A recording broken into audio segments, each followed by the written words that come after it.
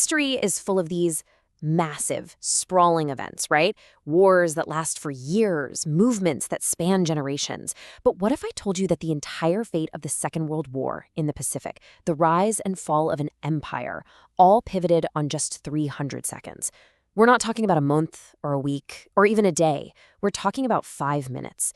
5 minutes on the morning of June 4th, 1942, that became the single most important moment of the entire war.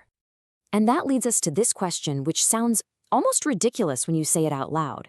How can a military force that had conquered a massive chunk of the globe in 6 months, a force that seemed absolutely, positively unbeatable, have all of that momentum, all of that victory, shattered in less time than it takes to make a cup of tea?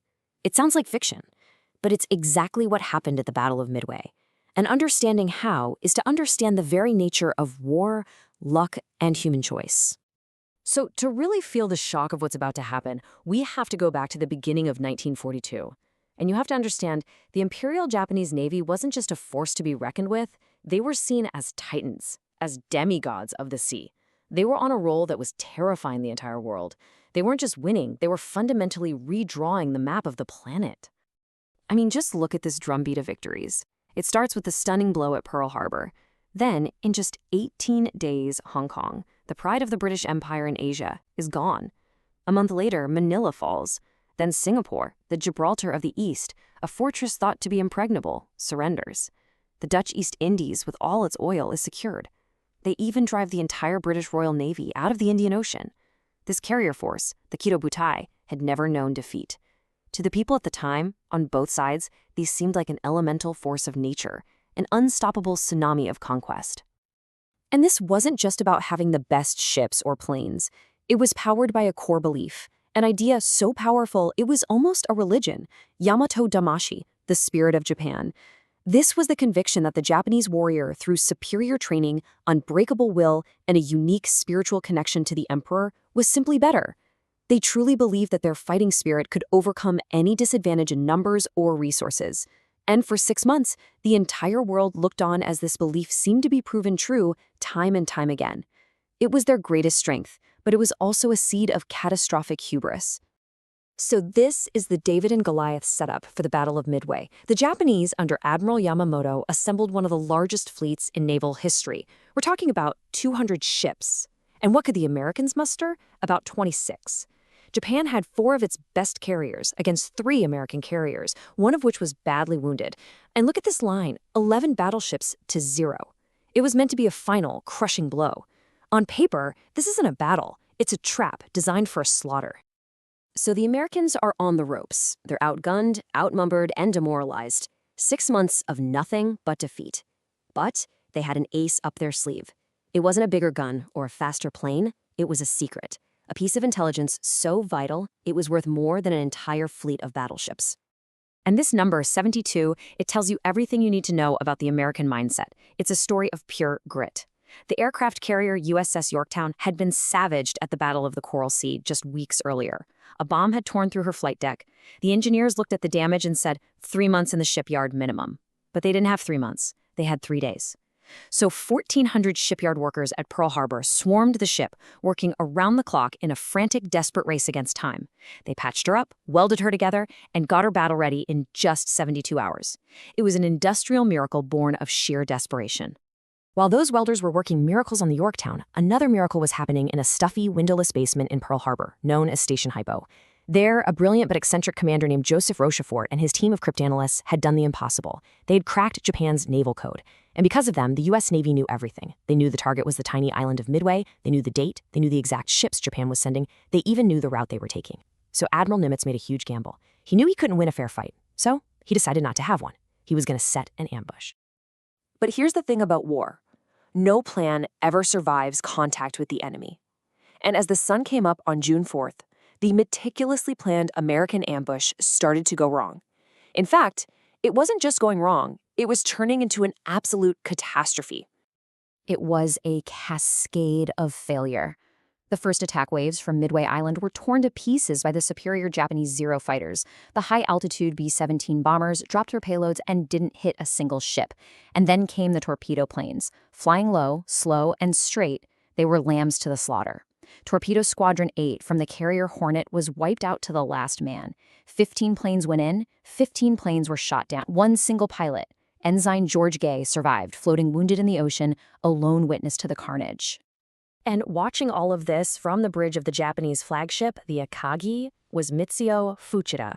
Now remember that name. This is the very man who led the victorious attack on Pearl Harbor.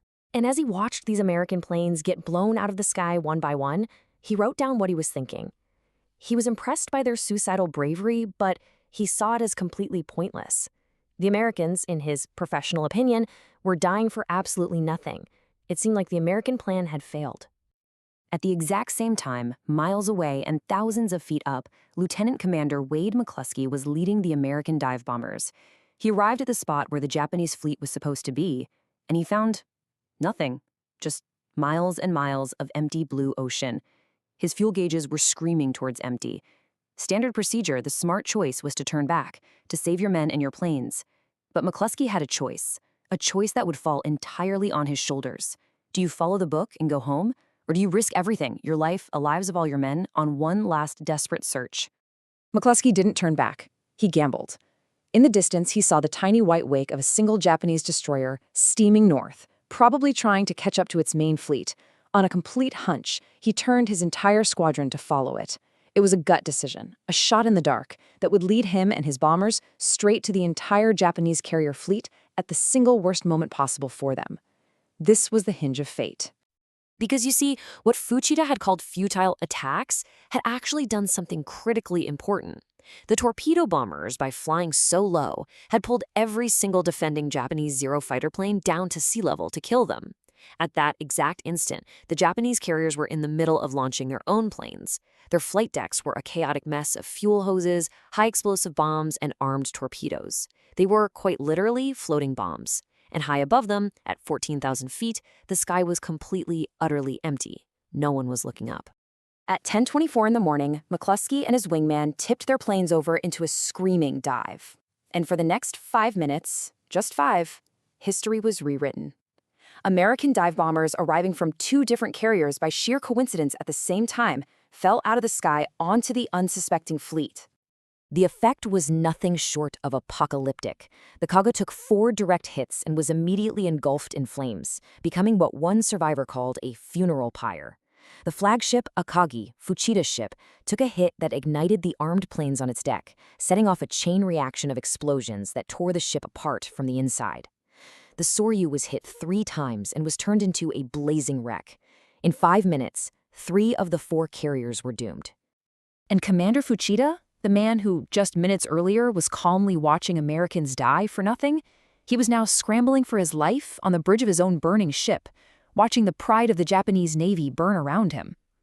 His cool, analytical tone was gone, replaced by pure shock.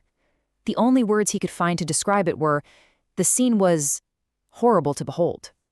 In a flash of blinding light, his world and Japan's had been turned completely upside down.